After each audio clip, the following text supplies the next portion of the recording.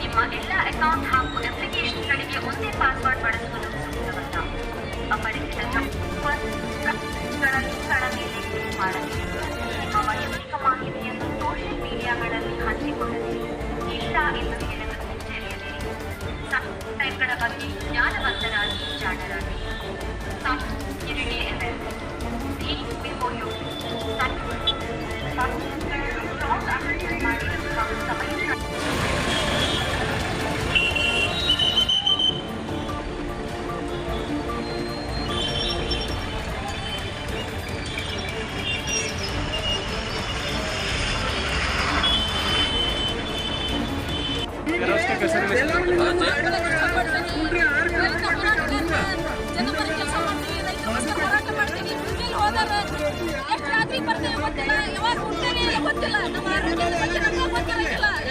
ಆರೋಗ್ಯ ತೀರ